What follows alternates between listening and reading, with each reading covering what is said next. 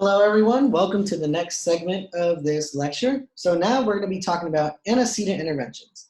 Keep in mind, this is just one example of the numerous amounts of interventions that are based on antecedents. And if you ever are curious and want to investigate them, you're welcome to go on to Java. There's tons and tons of examples, and your textbook should have some more examples as well. So let's jump right in. So again, ABA, right? We want to tackle some problems. So let's say you're hired as a behavior analyst to teach a child how to read. All the traditional methods have failed. After some investigation, you discover that the issue isn't due to the consequence. So what does this mean? That there might be some kind of antecedent control that seems to be an issue, right? So it's not a reinforcer problem. It seems that the response doesn't occur when it's supposed to. So one thing that I kind of just want to lay out now is that words are not representations of items per se. It's kind of going to be a tough concept, but they're separable, right? You have to learn the meaning of the sticks right here. These, because of that learning history, is what kind of produces this. So let's say we have a child, he sees an image of skates, and he's able to say skates. We show them the words, he has no idea what in the world that is, right? It's just a bunch of sticks to him. So this is what we kind of mean by antecedent control, right? So one antecedent controls it, the other one doesn't. So what can we do? Yeah, and kind of going back to that is at this point in time, whenever the child says skates, whenever he sees the picture skates, and not when the word skate is presented, it doesn't necessarily mean he doesn't know what skates are, right? Because I'm pretty sure if you went and asked, hey, do you want to go skating? He'd probably say yes, right? So it's not kind of what Will was saying is that in society, we train people to say that, hey, whenever you see these things figured out in this very specific manner, that also means skate. And because you get responding in one over the other, that's how you can start identifying that it's an issue having to do with antecedents instead of consequences. Mm-hmm. Exactly. So one thing you can do is you can transfer stimulus control. But what in the world does that mean, right? So basically the idea is you want to shift control from one stimulus to another. So right now we have skates evoking the response.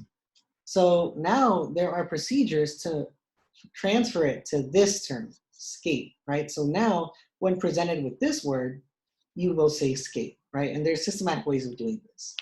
So one stimulus controls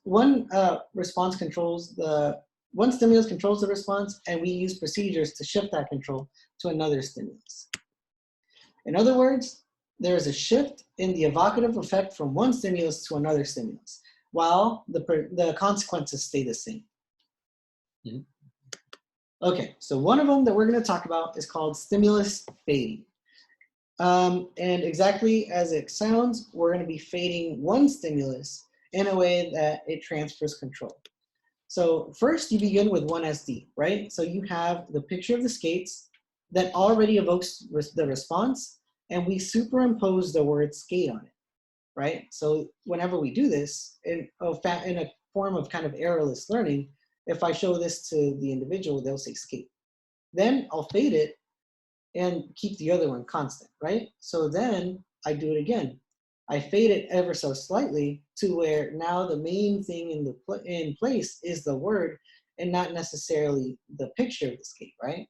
So by doing this, you start to kind of shift that control to the other thing that you want to evoke the response, right? To where the last step, you'll eventually just have the word, and because the individual has had tons of practice, they'll know that that stimulus also is the SD for emitting the word skate.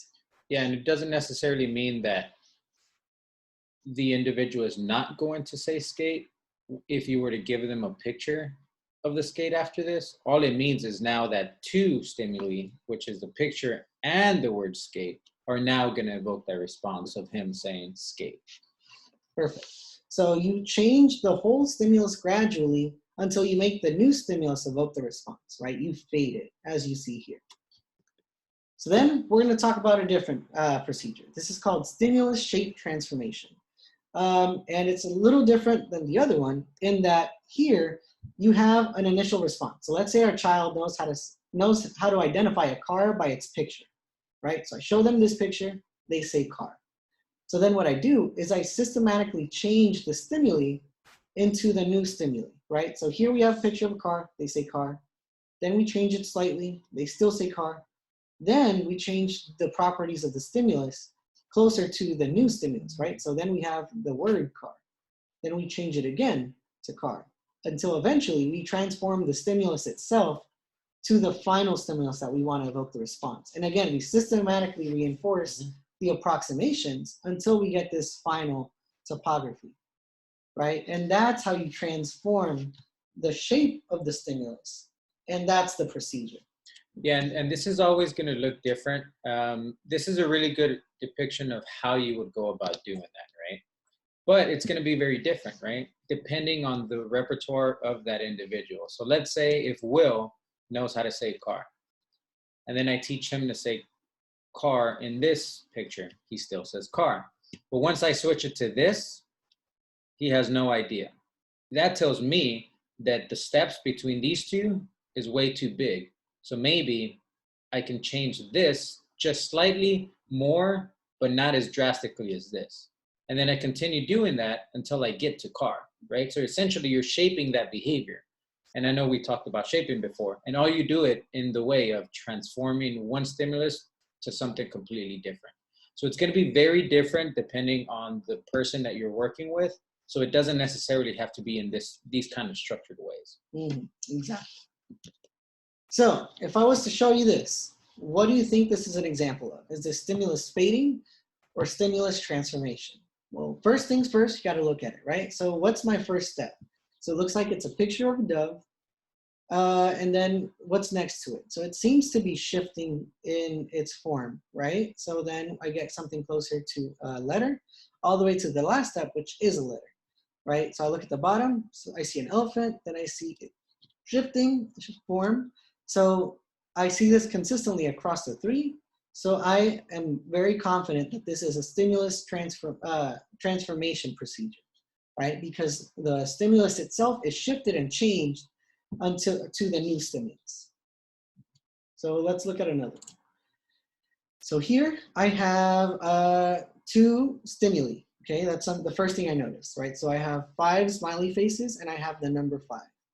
So then we see that the smiley faces start to change colors and the second stimulus gets a little bit brighter.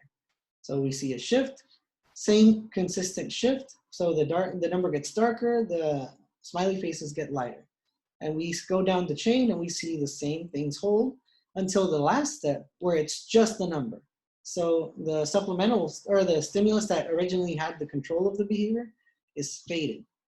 And now what's evoking the response, it's just a number. So I feel safe in assuming that this is going to be a stimulus fading procedure.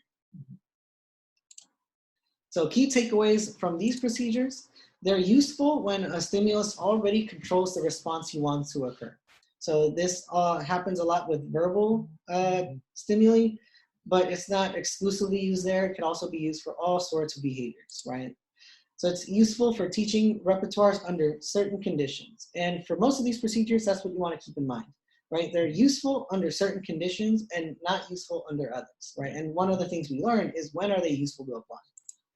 So such as the differentiation between written numbers and number of objects, letters, and calling out figures. So one of the downsides is that execution of these procedures require a lot of time and a lot of effort, right? And a lot of skill to do this. So now we're done with this component. We're gonna move on to the next one, which is behavior change. If you have any questions, again, please don't hesitate to contact us and we will talk to you soon.